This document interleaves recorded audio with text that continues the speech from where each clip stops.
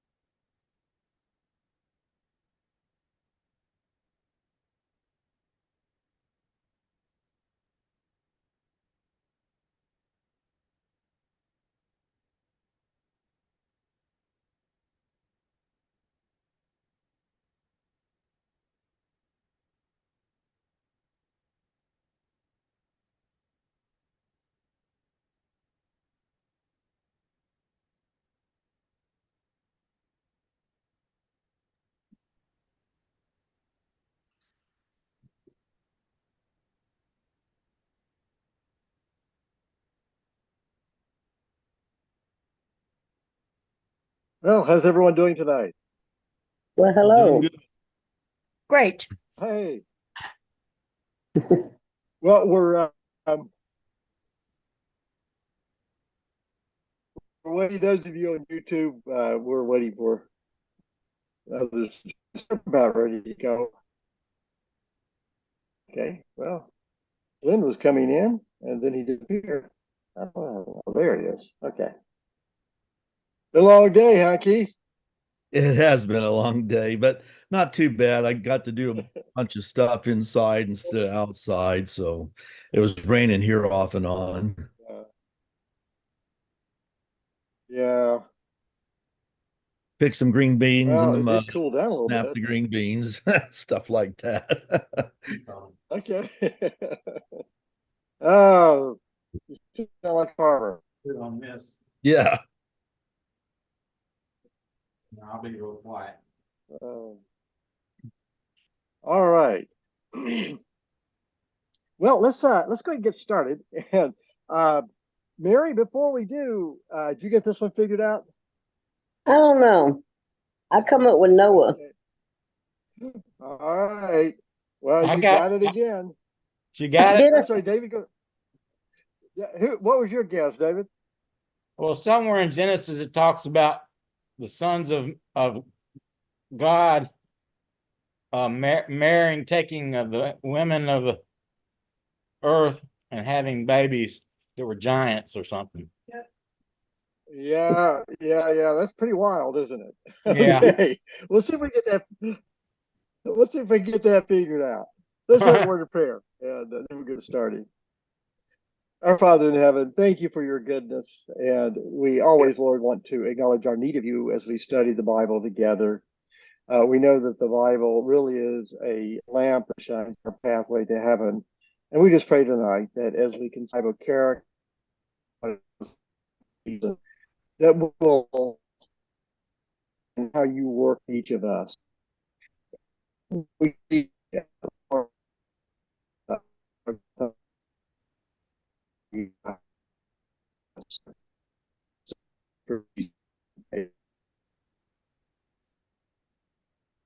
both of you got You're cutting out. Esther, you're breaking up quite a bit. mine. You're breaking up a lot. Yeah. In fact, you frozen on us.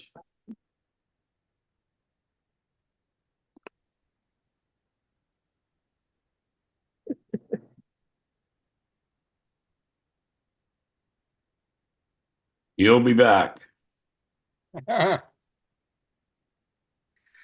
So, Keith, how much rain did y'all get? We got nothing. Oh, really? Yeah, it started Yeah. raining here about 5:30 or 6 o'clock, and yeah, we got a really good rain. I mean, my garden's nothing but mud trying to walk in it, and it quit for a while, rained again, quit for a while, and rained again. I don't know how much we got, but we got a good amount. Well, I Well, got that's about good. 30 minutes. I got about 30 minutes of a pour down early this afternoon. That was it. Well, man, I don't know how you want to look at it. Maybe I'm fortunate, maybe I'm not. We needed the rain, but where I was at, this way I don't have to water the garden for a few days or Mr. No, anything.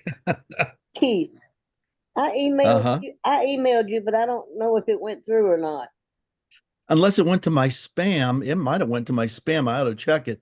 What did you email me about? I I wanted wonder. to join that Friday night prayer thing. Okay, yes, I'll send you a link, Mary. I'll look in my spam when we get done here, and text me your email just in case. I think I've got it, but just in case, text me your Let me see if I email, got and your I'll send number. you that link. Oh, you don't have my number? I think I do. Hold on. Is it in the program? My number is 615. Hold on a minute. Let me find a pen real quick. You take your time. Oh, here we go. 615. 559 Mm-hmm. 2297. Okay. I will try to text you. I've got phone problems with this government phone I got, and I'm waiting on a new one, so I might Well, not I'll be able get to you, text you. I'll try. for God's grace, I'll email you the link for Friday night.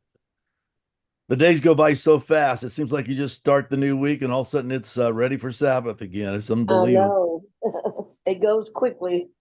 It does. It does. So, Glenn, what were you up to today?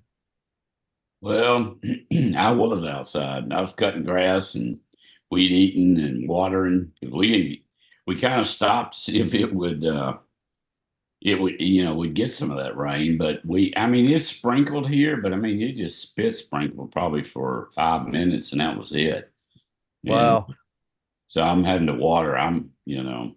I'd much rather have God's rain than water. For Yeah, it's sure. a lot better. That's for Yep. sure. Hmm. So I've been out sweating the last 3 days. Helped a buddy of mine put up a automobile lift. One of those great big iron things it comes up and goes across. Wow. We got Was it that pretty up. hard? Huh? Was that pretty hard to do?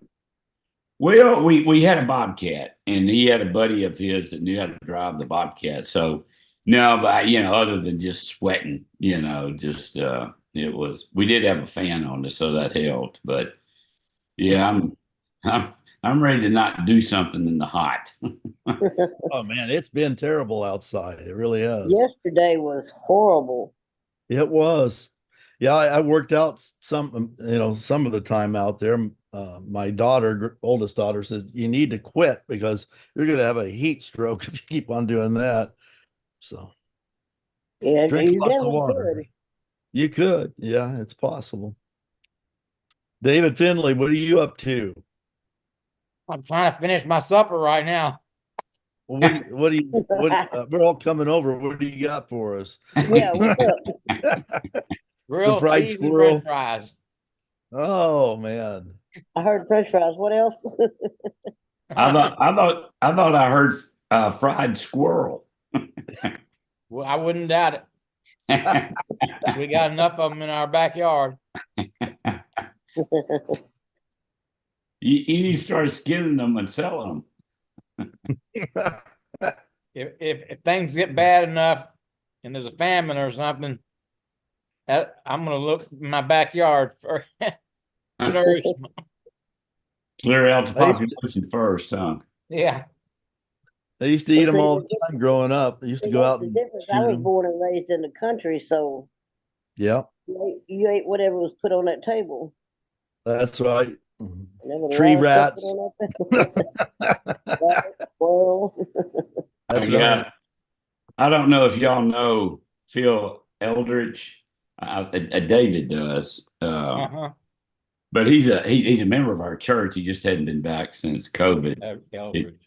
Yeah, he lives out in Somerville, so once he gets out there on the weekend, he doesn't come back in. He watches online, but anyway, he's a good old boy that grew up in the country, and he said his grandfather that he like Mary Ann said, whatever you put on the table, he ate it, and of course he ate possum, and he Oh said gosh. there was a And that never hit dead, my table. they said there was a dead cow. It died, and of course it had blowed it all up. And anyway, his grandfather kicked it. Well, out ran a possum. Oh, He out of its rear end. He unbelievable. he said he said his grandfather never ate a possum again. My Thanks a grandpa lot, ate a Glenn. possum. I know somebody that ate possum, but like I said, it never hit my table. Yeah, Yeah, it never hit mine either. My grandpa tried it one time. He says it was horrible. He'd never eat it again. what'd you say, David? I said that is my meal. Yeah, yeah. Thanks a lot, Glenn. See, that's how you lose weight. We're gonna call you every night. Remind you, huh? Oh, we forgot he was eating. Yeah, he did. You know, it's interesting because Keith, on your backdrop, I'm getting it's a lot of flickering of a black pattern just coming and going. I wonder if we got issues besides just Steve. Well, being out here in the country, I have just one bar on my cell phone, and it's not the best. That's for sure. So you always come through your phone? No, right now I'm on my computer, but the internet's not, well, yeah, the internet looks strong. I don't know why it's doing that. I've got that background in the back, the Golden Gate Bridge, or Yeah, I thought maybe he's going fishing later on. yeah, I do it once in a while if my brothers come around or somebody else wants to go fishing. I don't eat them, but I'll give it to whoever wants it or throw it back. What's your favorite fish to fish? I like bass because or crappie because they put up a good fight, and that's what I really kind of like to fish: crappie, bluegill, bass. I got a text from Linda. She says she's bringing possum to potluck. Is that right? You know what I had to do is bring the possum that I got at the parking lot here about a month and a half ago when they had that concert with the kids. I found Oh, that's right. yeah, Do it was. you think- Go ahead. What do you think he lived? It did live. I took it home, nursed it. It's blind in one eye, but it's grown a lot, man. I take it outside and it runs all over the yard. Then I pick it up. I'm going to take it down to my barn and build a cage, big cage. I'm enclosing an area for an enclosed shop inside my barn. It'll have freedom. I'll take it outside once in a while, put it on a vet told me, he says, with it being blind, it won't last 3 days in the wild. So Yeah. I'll feed it some cat food and let it be. Yeah, I didn't think he But was I going to think it make was it. good. Steve is like, wow. I didn't think so. It was bleeding out of its nose. It was bleeding out of its mouth. It was heaving to breathe and trying to turn over on its feet, but couldn't do it. I thought I was going to die, so I laid it in the shade and came back a little later and it was still alive. So I thought, man, I got nothing to lose here. I'm going to see if I can save this thing. Yeah. That's interesting. Oh. I'm going to baptize it in a few weeks. You're gonna stay practiced up, aren't you? Oh, jeez.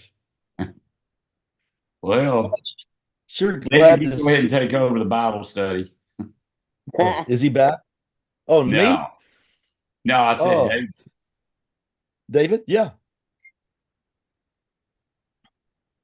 We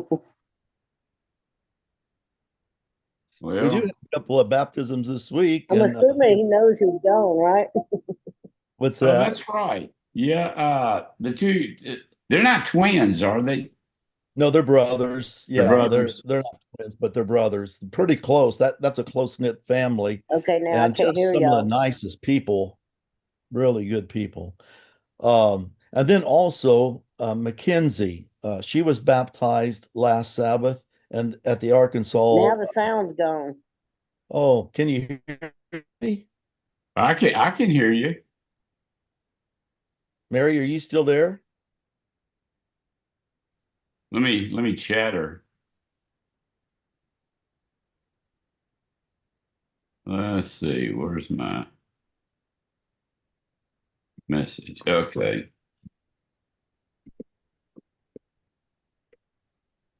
Can y'all hear anything? So we Yes. lost Steve?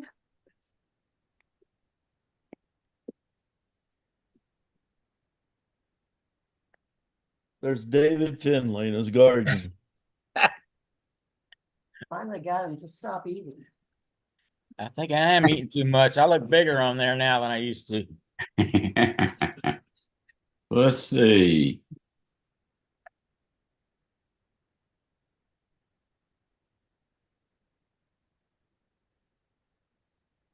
Marianne, can you hear us?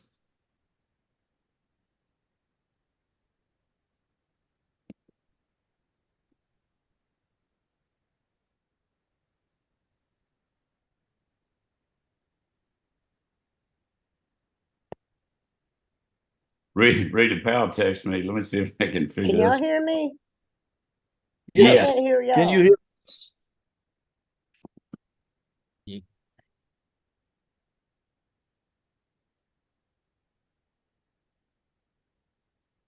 know, technology's great when it works, but boy, sometimes it's a pain. Yeah.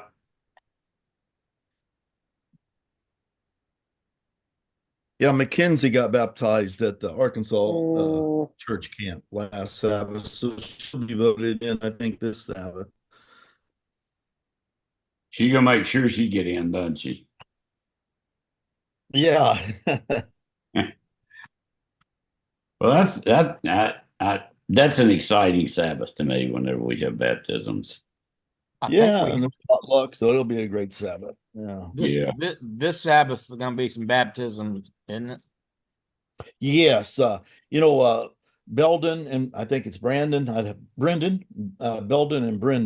They're both getting baptized. One, Brothers. I forget which one it is. I think it's Belden that sings real well, the young black man.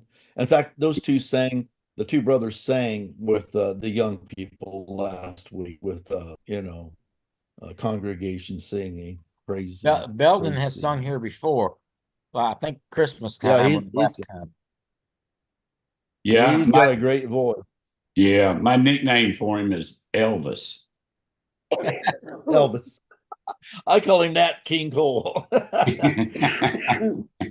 I mean, he's got a smooth voice. I'm telling you, boy. Yes, He's just like silk.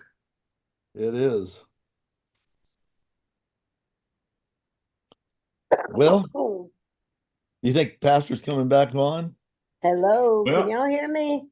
Yeah, we can hear you, but you can't hear me. I cannot hear y'all.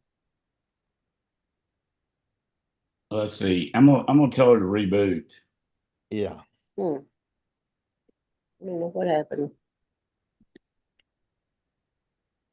Well, I if he don't doesn't come back on, do you want to talk about a subject for a little bit? If he doesn't come back on?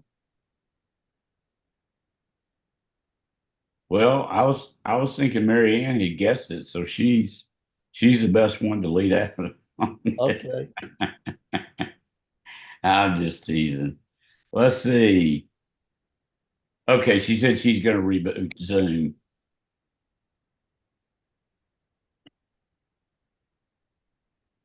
I wonder if Tim's back from his vacation. Yeah, he gave me a call this afternoon, and they got back. I think they got back Sunday. They Okay. they had another hearing on Monday, so they had to get back. Was So it good news or nothing new? well, I think it's semi good news. The prosecutor didn't seem to know much about the case, didn't know that the civil case had been resolved. And so the judge gave them till August 7th, gave her to August 7th to review the case and come back with a game plan, whether she wanted to prosecute or drop it. He's a judge is a little bit irritated about it because he knows quite a few of the details, and he just knows that it's not being handled right. I can hear Good. you now. Yay! I know. Awesome.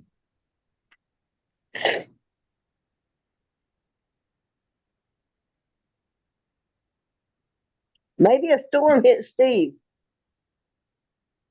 Yeah, maybe so. Maybe you get that. I kept all afternoon keep getting flood watches, and of course we didn't get a drop hardly. And now I do know it did rain in several different areas. My wife's sister, she lives in Germantown, and she just said it just dumped, kind of like what Mary Ann was talking about, just hard rain. Yeah, I it don't was. think, It just didn't last long. yeah, yeah. Boy, I tell you what, I was hoping for some of that because I had put down some fertilizer and I was ready to melt that stuff in. It was real windy before the rain out here. We had about 10 minutes of real hard wind. Blowing trees down. I haven't gone outside. I went out to, I went out to put our umbrella down that has been carried away before by wind. Yeah. And that's all. And then it started raining. I don't think we had any wind. We had a little bit of wind, and then we had just a few drops, and then it was gone. Of course, I wasn't out there either, so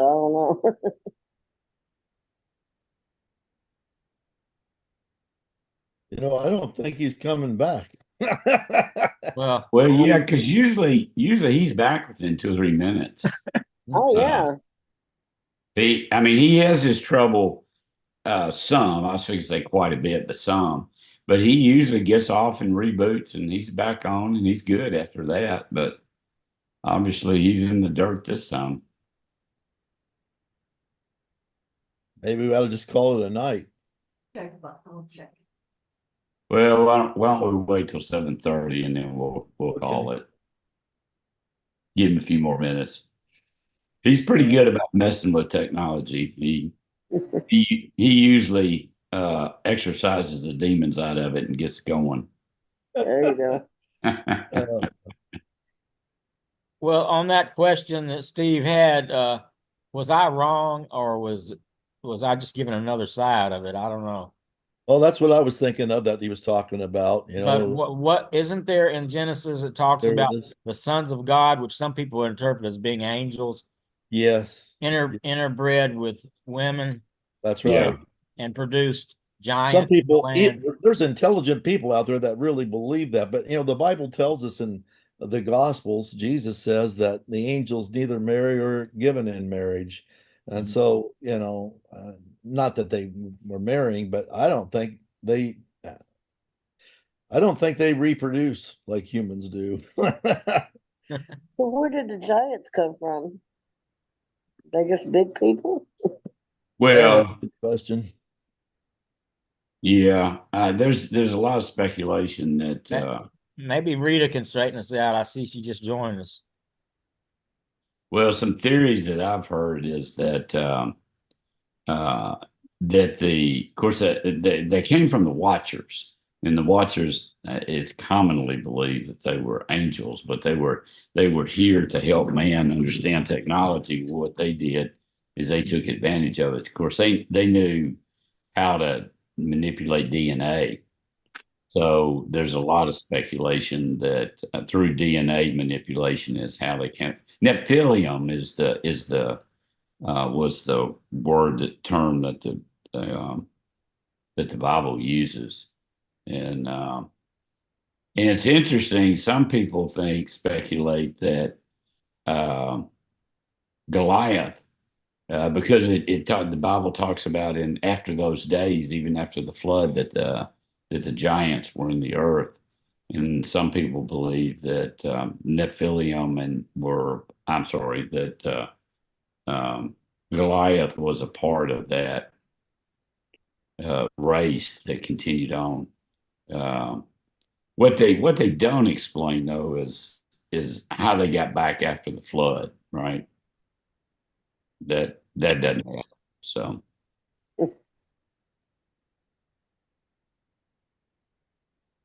Just for your information, Rita, we're waiting for Pastor to get on because he had technological problems, and usually he's right back on, but he must be having a struggle coming back on this time. I don't know what's going on.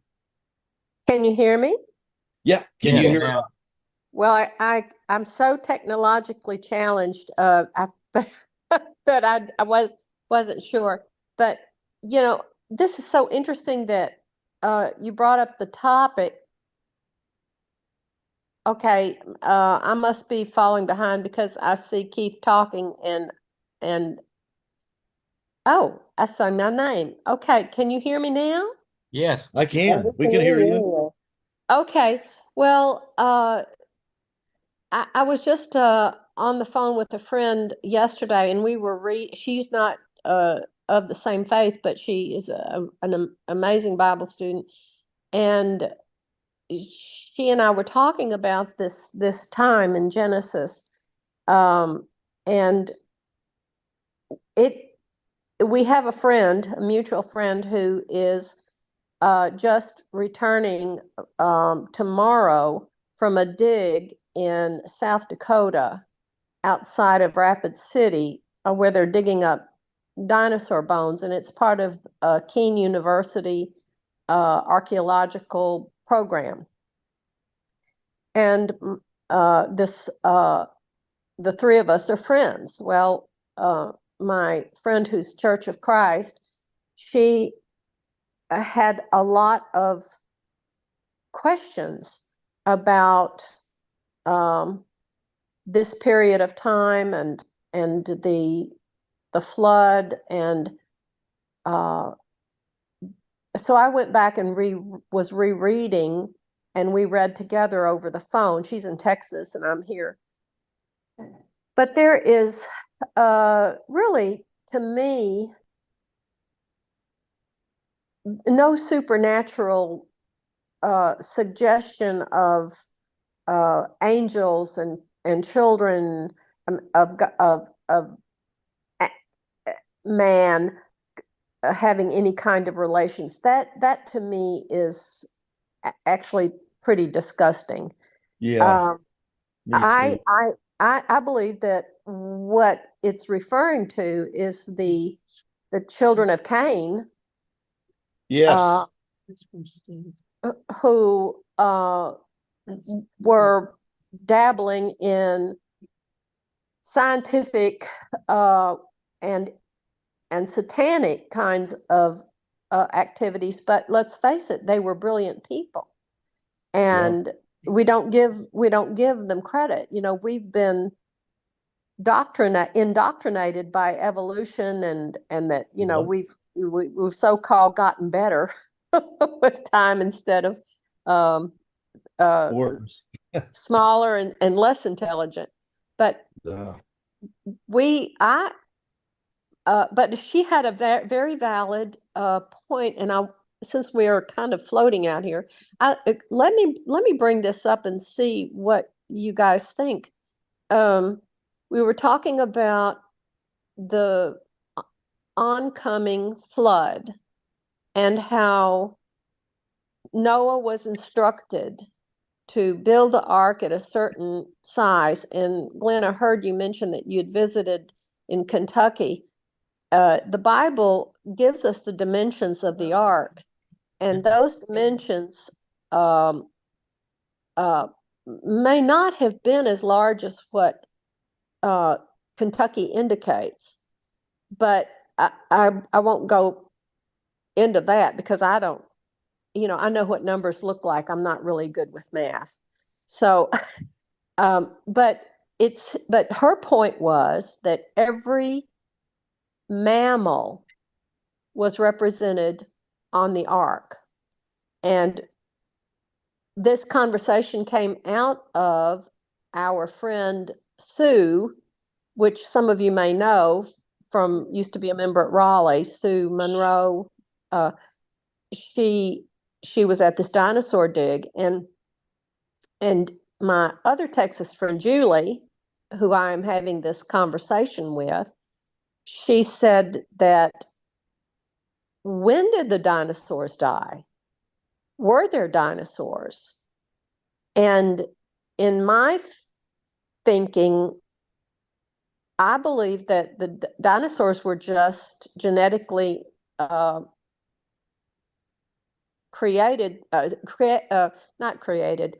They were like how we genetically change small creatures into larger creatures, into better creatures, or we breed for bigger and better, and that these were lizards or other kinds of creatures that were brought to be a size that began to be very dangerous to the human race. But at any rate, my question is, when did her, not my question, but her question, did there's Steve. Did the dinosaurs all perish in the flood? Or, which doesn't make a lot of sense to me, if they existed on the earth before the flood, many of them, or some of them, had to have at least died before the flood. And can you imagine these giant creatures on the face of the earth?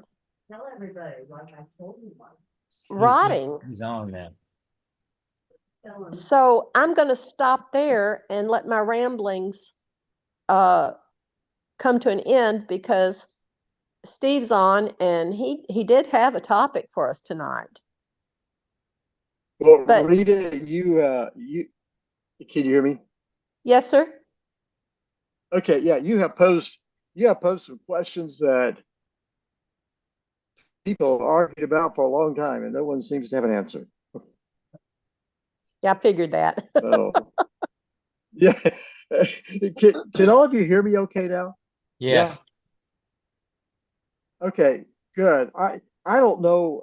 I know what happened. I use Skylink, which works really well, but there was something happened to my cable. They're sending me a new cable, but I always have a backup system because I never want this kind of thing to happen. So I have a T-Mobile home internet backup system. And I tried that several times today to make sure that, okay, I don't only, I'd rather just call it off than not have but everything. So I don't know if it's because I was trying to stream to YouTube at the same time or something. Anyway, my apologies. I'm so sorry. And then Kel Long called me. So, and then I heard from Nadine. So anyway, I'm back. But once again, I'm just, well, you want to go ahead and finish up on this Bible study tonight that we didn't get started? You ready to go?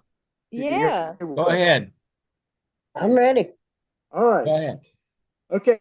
Well, I think for us to envision what it would be like to be Noah is pretty hard to do. I mean, you've got to admit this character went through some things that is fantasy world to us. And so we'll look at a couple things here the Bible has to say. And I'll try to move us along quickly because of our time issue. But it says, when humankind began to multiply on the face of the earth, and the daughters were born to them, the sons of God saw the humankind were beautiful. Thus they took wives for themselves from any they chose. Okay, now, Rita, like the dinosaurs, this passage has been argued about a lot. Who are the sons of God? Now, let me share with you what some think, and I'll share with you also what I think. When you look at this passage, the emphasis is on the issue of violence in the world.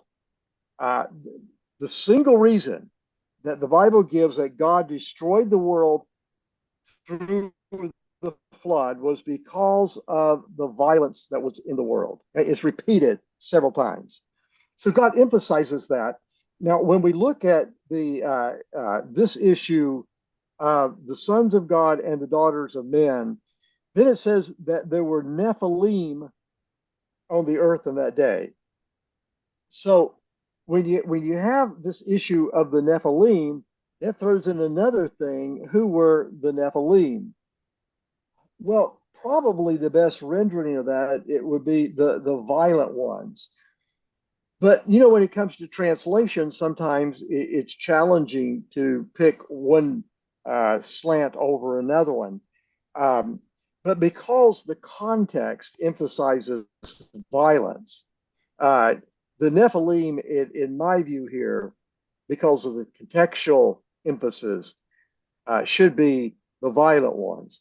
Now, sometimes you'll see it translated, you know, the great ones, the noble ones, the mighty ones. You know, there are a lot of superlatives that get attached to whoever, you know, these people were. But they were warriors. It seems to be, Rita. Yes, it seems to be that they were violent people. Now, when you consider that was this a result of the sons of God and the daughters of men, it seems to be the case. Okay, it's not perfectly clear. I mean, the Nephilim could be maybe a separate issue, or it may not be, but I think probably it's the same issue.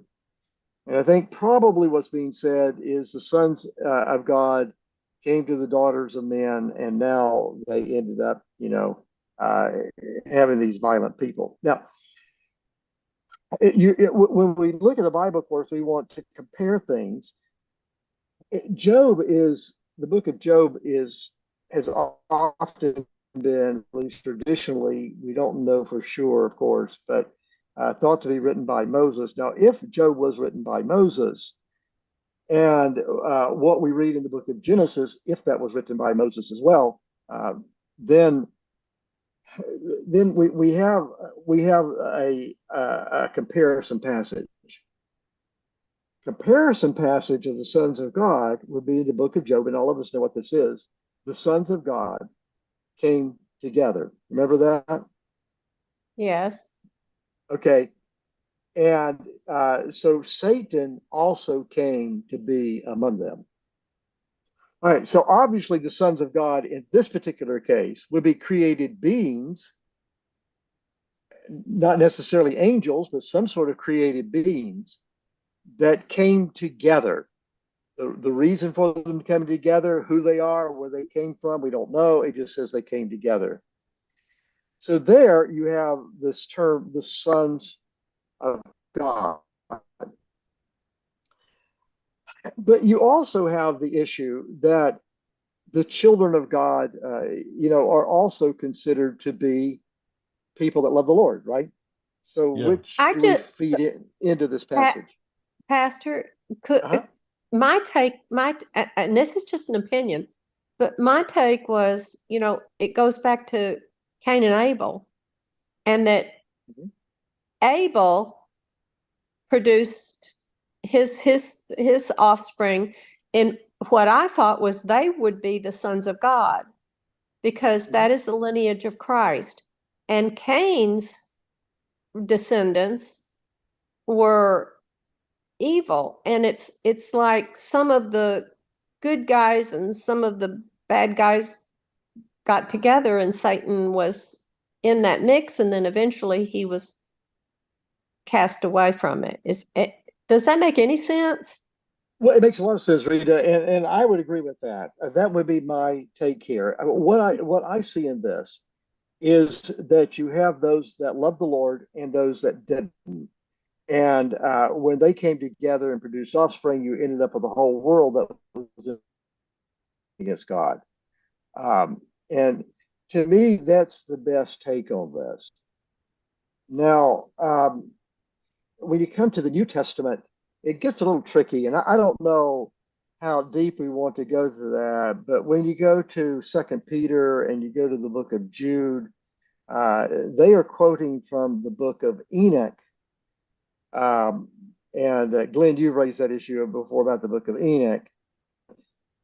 They're quoting from that book, and that book, of course, has that the angels came and cohabited with human women, and that produced these, violent, awful people. So, and that is problem as many commentators will lean in that direction as lean in the direction that expressed and that I agree with.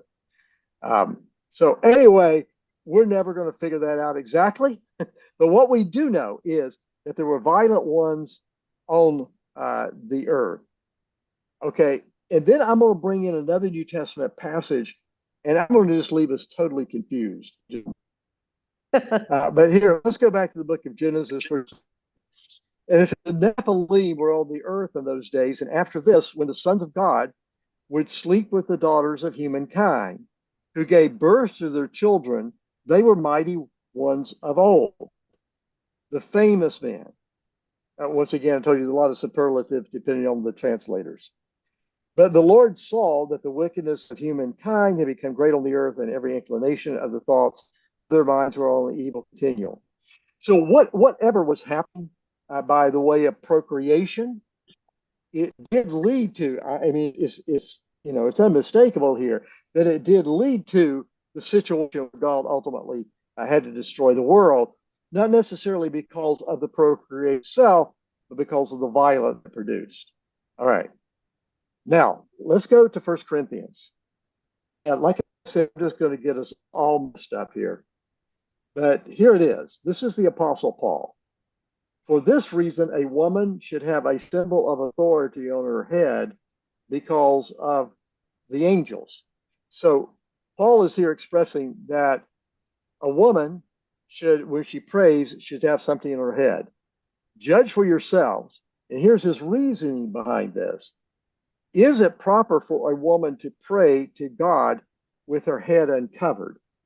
And you say, okay, she shouldn't pray with her head uncovered. She has to wear a covering on her head because of the angels. Now, okay, so what do we make out of this? If anyone has any great mythological reasoning. Mythological reasoning. Back in the day, women weren't even allowed in the synagogue. So when a statement like that is made in the Bible, it's the sign of the times. And yet we see in, I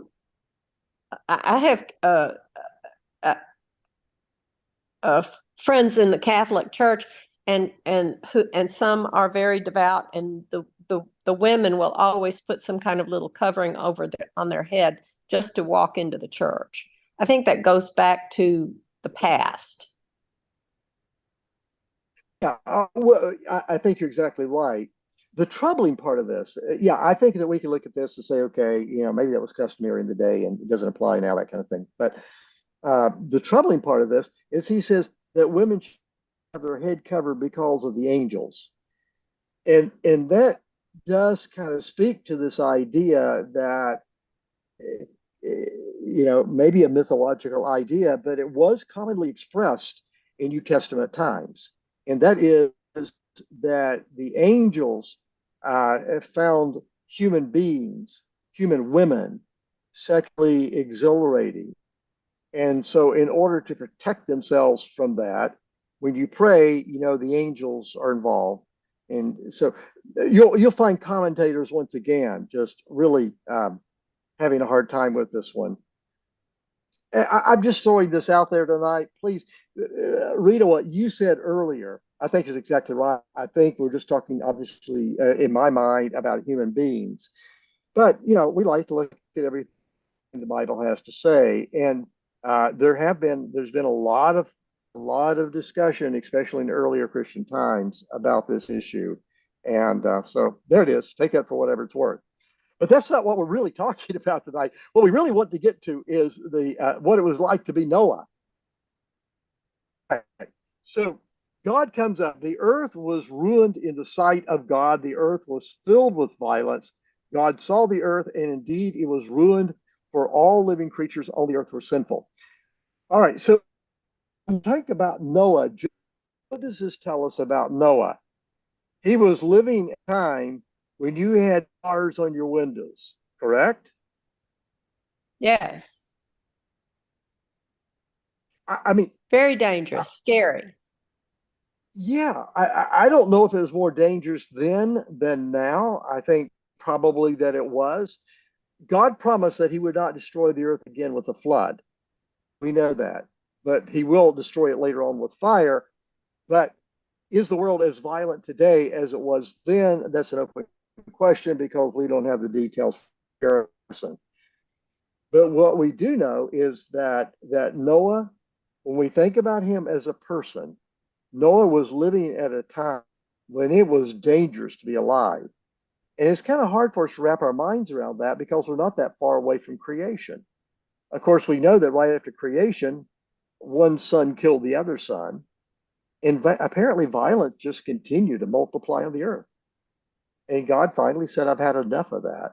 So that's the kind of social circumstance that Noah faced. He was living in a very violent world. I mean, did he carry mace and a pistol with him to protect himself? I mean, I'm being a little facetious here, but I mean, we just don't know, right? But it was violent. He had to be concerned about his personal safety. So that tells us a little bit what it was like to be like Noah. But God said to Noah, I have decided that all living creatures must die, for the earth is filled with violence because of them. Now I'm about to destroy them and destroy the earth. Now, God wasn't, I mean, we know he didn't completely destroy the earth, but he was going to wipe it out the way that it was, and everything was going to start over. We know the story. So think about yourself now. You're living in this violent world. You love the Lord and you're a good person. God now shows up and God says to you, I'm going to destroy everyone and everything. If you were Noah, I mean, if we put ourselves back in his place, what would your reaction be? How would we react to that? Well, like most of the people on the face of the earth, they didn't believe it. They thought it was nonsense. Mhm. Why would the evil ones be afraid of each other? Yeah, and with Noah, of course, we all know that Noah had that tough job of telling people about rain, something they'd never heard of. I mean, when we think about Noah and compare to tell people, the world, that the world is going to end, correct? The world is coming to an end. We want to tell people that, but to some degree, we're kind of, foolish people talking. But think about Noah. I mean, if we were saying that the earth is going to be destroyed, and you just make up any term, I don't know what it was, a xylofoil. I mean, that's as rational as Noah saying rain. People had never heard of anything, so they would say to Noah, "What's xylofoil?" And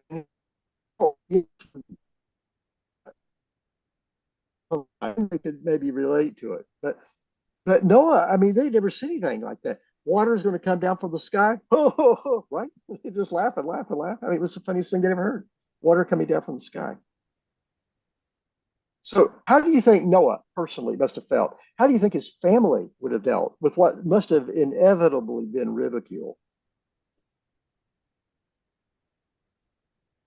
Well, the bigger Well, question is, how did Noah end up with such faith in the sight of all this evil that he would go ahead and build this strange boat, this ark, when he himself had never seen rain.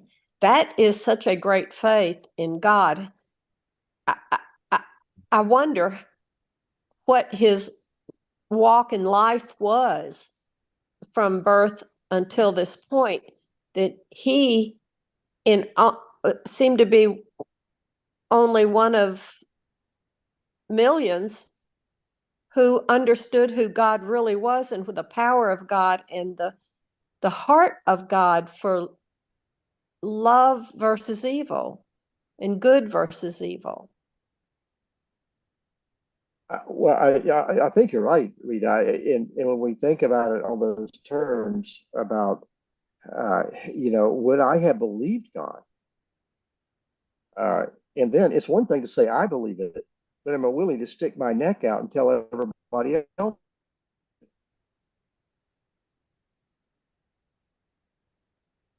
I mean, there's some things that we can relate to here today, but there's a lot of it. I mean, Noah had to take a much bigger leap of faith than we do, right? Yes. Amen. All right. So anyway, God said, I'm going to wipe out everything.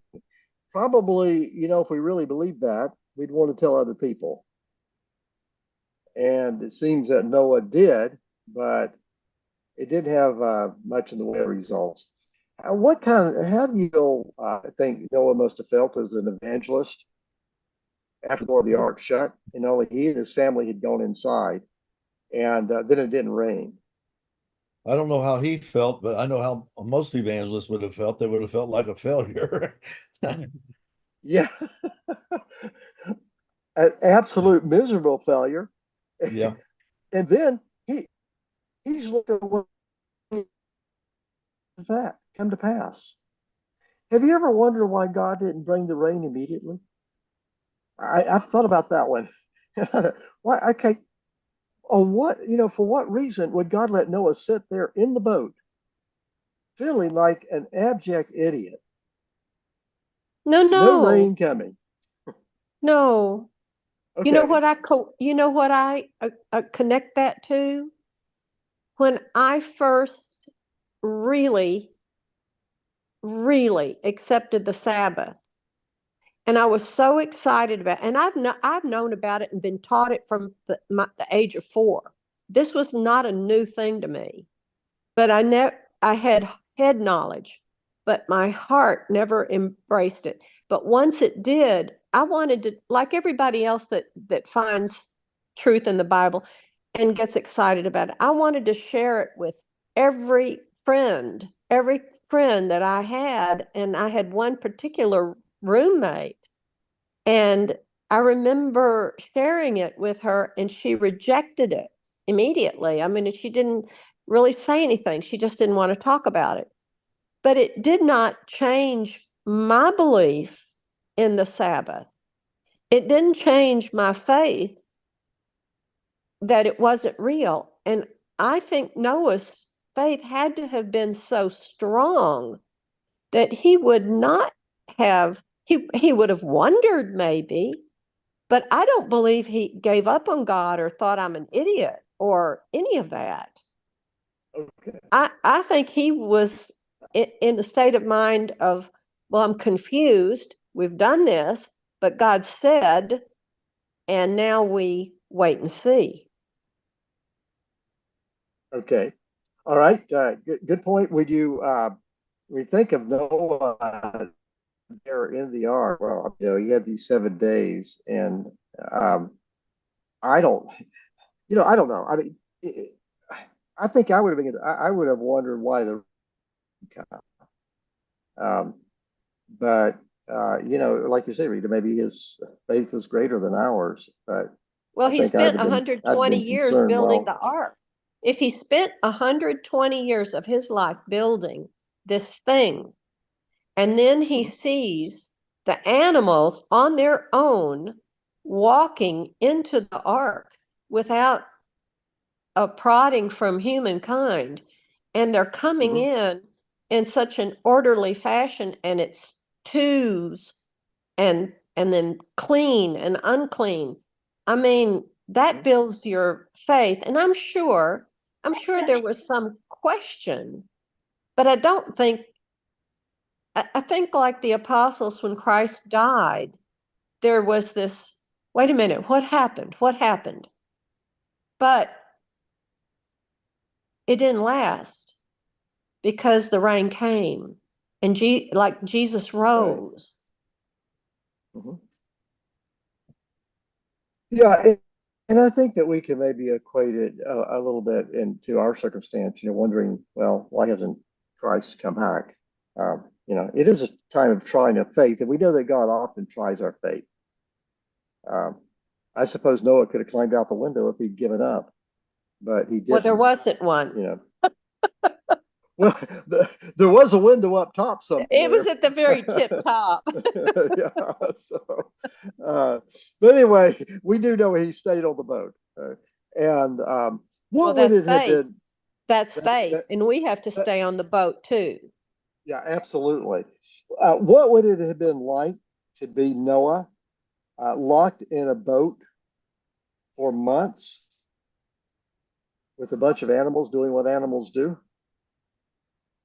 Well, that's another thing we don't know.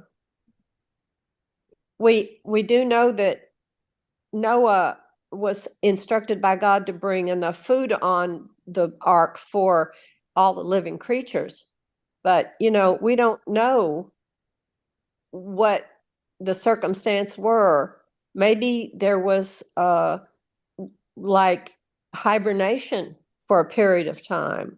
We don't know.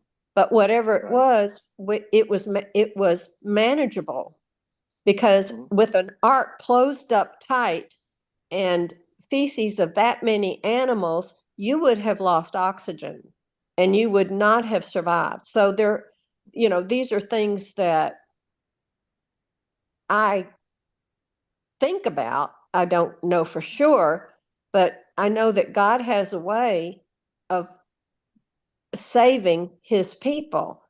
I mean, Jesus walked through a crowd and wasn't seen at one point. So I just don't think that it was, I mean, how many days did he end up being on the ark? I was just reading that 150. 150 days. Well, that's a whole lot of poop. So I just, of that many animals, so there had to be something, some way. Fighting over that window a lot. Yeah. Let me jump in here. Let me jump in here. Yeah, I would highly, highly, highly recommend that you go to the Ark Encounter exhibit. It will explain how they logically got around all these problems. There was fresh air going through that thing at all times.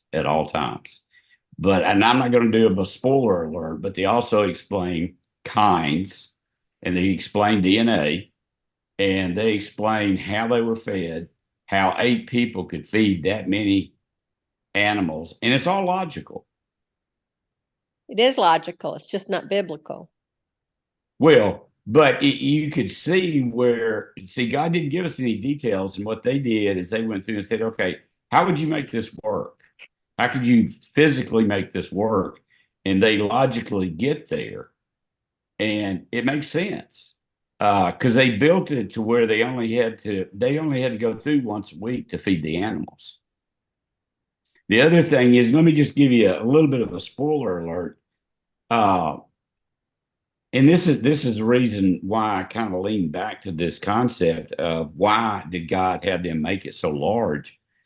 You would not take David or Keith or I on an ark. You would take Mackenzie. You would take Brandon. You would take juveniles of every species, because then they were smaller and then you could reproduce, where if you took older ones, then that wouldn't work nearly as well. They might be able to produce, they might not. They're larger, they eat more, they poop more, all of that. So, and they calculated it up that the average size, and they believe that there was dinosaurs that were even on the ark. That they always took the juveniles, and the average size of an animal that went on was about the size of a sheep. And then they put those into, okay, how many could you put into a train? And then they said, okay, well, how many a railroad car. And then they calculated, well, how many, if you did it by kind, then how many railroad cars would you need to fill that up? And the ark would hold probably 3 or 4 times what was actually needed. And they go through and prove through DNA how you could have one pair of horses, one pair of dogs, and end That's up very with good. all the different ones. So it's really fascinating to think it through. One, looking at the way they looked at it. Well, I think that all of us would agree that when when it came time to get off the ark, that Noah didn't waste any time. I would think he got off there as quick as he could. And so anyway, but it would have been challenging. I think any of us look at this and say that had to be a challenging thing for Noah to do. I mean, this is not, I mean, it's not the Ritz Carlson, right? Okay. Now, uh, and here we know a little bit more about Noah. It says Noah did all that God commanded him. He did indeed. I like that. Wouldn't it be nice to have that said about each one of us? That person did what God asked him to do, and then just said, indeed, that person did what God asked him to do. Doubling down on it. So Amen. we learn a little bit more about Noah. Yeah, so here we find this is going back to verse 9 now, back to chapter 6. It says, this is the account of Noah. Noah was a godly man. He was blameless among his contemporaries. Once again, we know that's not perfection, but Noah lived a righteous life and he walked with God. And we know that's said about Enoch as well. But here we have Noah walked with God. And so Noah had a special relationship with God. And, we don't see God working as close personally in the way that we see, like with Abraham, maybe, or Noah in this case. But it tells us something more about Noah and what he was like. Now, Noah was 600 years old when the water began, the flood came. So, And can you 601 when it imagine was living all 600 over. years? Yeah, 601 was done. Can you imagine living? I mean, being 600 years old. I mean, just think about your life for just a minute. I mean, our lives are so, most of us are sub 100 somewhere, right? And but in Noah's term, 600 years, when the flood came, he'd been around a long time. He'd had a lot of life experience. But once again, we can't even begin to comprehend what kind of life experience we would have after even 200 or 300 years. I mean, just think back about your life. I mean, most of us here are past 20, and you think back, about your life, and you think of a life experience. Think about what it was like when you were a kid, how the world has changed, how it is today, all the things that you've been through. But what we consider to be significant life experience in the context of Noah, I mean, we're just babies. This guy had accumulated a lot of life experience. And throughout that life experience, apparently he was faithful to God when most of the rest of the world wasn't. So there's something else about Noah. Okay, so then the rain, of course, the flood came, and you can imagine what it would be living on the ark. We've talked about the animals, but with the scary nature of having the great fountains of the deep burst open, rain coming down from the sky, it had to be terrifying. How smooth did God make the sailing of the ark? We don't know. We'll never know that. Was it a rough ride? It certainly was a protected ride because the ark would have been destroyed like everything else. So God had to give some protection. But did God make it a really smooth sailing? that with all these things happening, they were on a sea of glass? Don't know. The Bible doesn't tell us. But in You know any what? case, it still would have been scary, even if you had a smooth ride, to see all that happening. Yeah, You go know ahead, what Rita. fascinated? Well, just based on what you said, what is absolutely fascinating to me is that the Bible goes into such great detail about how the rains came down, how high they went, just the rain now, uh, how the ark had to be, what was it? I forget now how many feet above the highest mountain peak. The water rose, so that the ark was completely afloat, and there was absolutely no uh, fear of running into an object. And then the waters of the deep came. It was a rough ride, I'm sure, but it was a gift how God followed a pattern, a what's a better word for pattern? A system for bringing the rain and then opening the earth and the fountains of waters coming forth from the earth to break the earth apart. And that had to happen. Otherwise, I can't imagine if the earth had not broken apart and had formed the oceans and separated the continents, it would have been much, much longer for the waters to dry up because it had no place to go but to sit on top of the ground. So we had to have the fountains from the deep come. I mean, all of this is just fascinating to me. Yeah, the whole issue of the flood, and you mentioned the continents dividing, and it seemed pretty obvious they were at one time. And then you have mountains now that go up to what, 29,000 feet or whatever. Um, and all of this was torn up by the flood situation. So I think we lost it. What time? Oh, we're at work. We're over. In thinking about Noah, we may not get to everything, but when Noah came out of an entirely different world, right? I mean, if you were Noah, you're 600 years old, 601 at this point. You've seen the world that God made it, and now you come out of the ark, and everything is torn to shreds. What would be your first reaction to that? I mean, what would you think about that? Would you question God's judgment? Let's go ahead. Oh, just a shock, seeing how it was and how it is now as I walk out of the ark.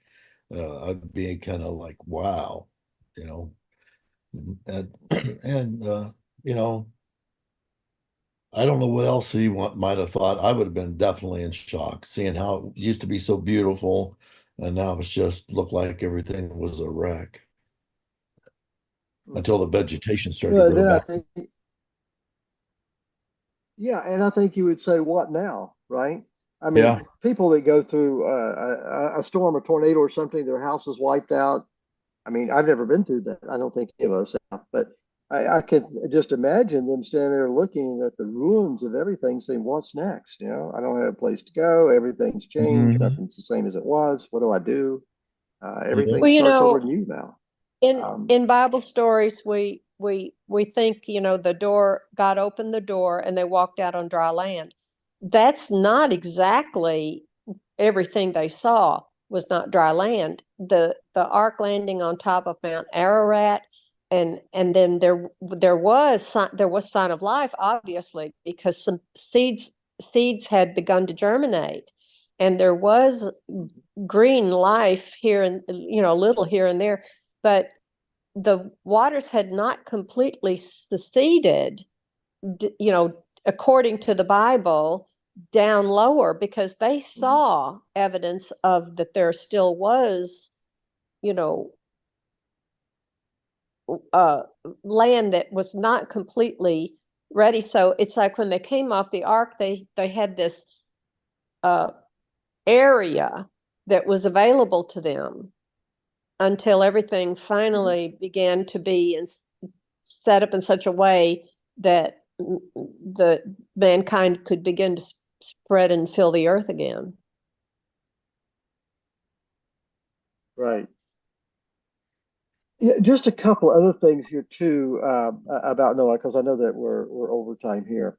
But God, when we see this several times, we see it in chapter 9, several times. See it in the next chapter. God says to them, "Be fruitful and multiply," which is kind of interesting. We don't have time to get into this tonight. I did have some texts in the New Testament. Because now, for comparison, when Noah came out of the ark, God's instruction to Noah and to his, his kids, that is to have lots of babies. And so it's emphasized over and over again. Even God even says that about the animals, Yeah. Go out, be fruitful and multiply and replenish the earth. By the way, when we come to Paul in the New Testament, he tells Christians not to get married. We won't get into that. We just don't have time right now. But it's kind of an interesting comparison. Whereas you have the Paul and the early Christians, wasn't just Paul, later on, the early Christians, don't have babies, don't have babies. But here God says to everybody, have lots of babies. And okay, Because so by the he's way, the I'm not creator. making any issue there, but No, yeah, but Pastor, right. Jesus is the creator. He wants to create. Mm-hmm. He didn't want his creation to die. Right. That's why the ark. That's why Noah. That's why the family. He wanted Right. you and me and whoever else. He wanted his creation to. He wanted everyone that became that drew breath, that or even babies that never made it out of the womb that were killed through abortion. But these are all of his he's a creator. So of course he would want that. And Paul, he's looking at he's thinking the earth is coming to an end quickly, and Jesus soon come. And why bring children? It's an earthly thing. I mean, I hear young couples now saying, I don't want to have children. I want to bring them into this world. Well, yeah, I understand heard, that. And but it was again, I'm sorry.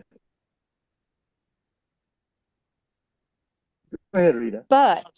well, no, I was just going to say, but this is not my thought, but it's a thought of a friend who said, we can't think like don't have children now. We can't think like that because the children born now have more gumption, and through what Keith was saying earlier, more experience from looking back at the past.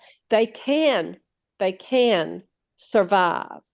They can learn about God and have faith in Him.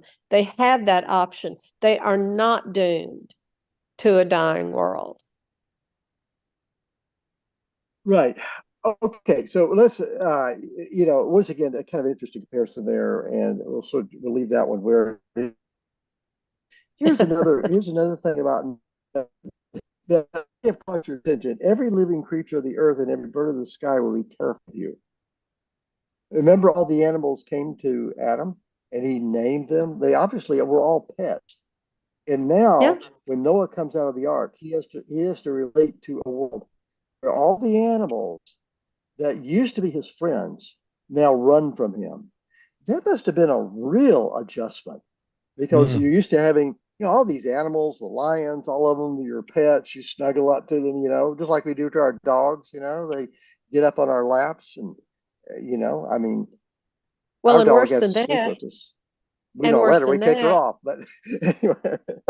but in worse than that, their man is given permission to eat them. Yeah.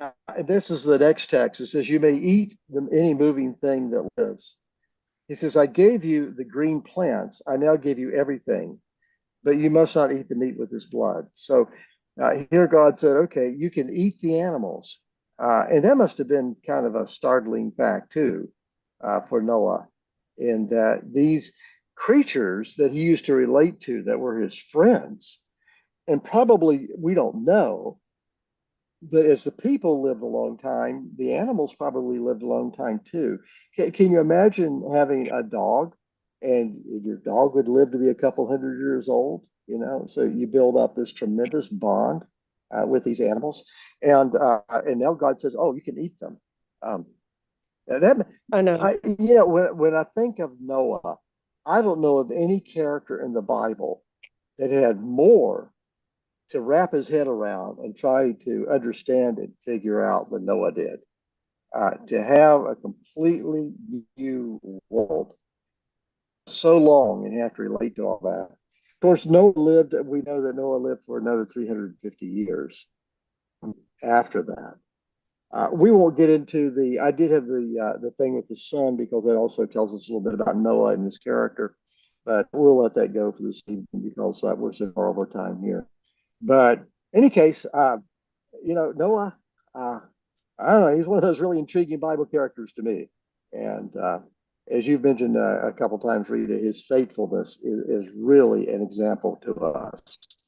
And, you think of Noah struggling against terrible odds, and yet he remains faithful to God in all of that. And he keeps his belief in God until God fulfills what he's promised. And as we've already made a comparison to ourselves today, but Jesus hasn't come yet. We need to keep our faith because someday he's going to do what he's promised to do. All right. Well, let's once again, I know we're so far over time. Let's just close with a quick word of prayer here. And Keith, pray for us, please, Okay. if you would.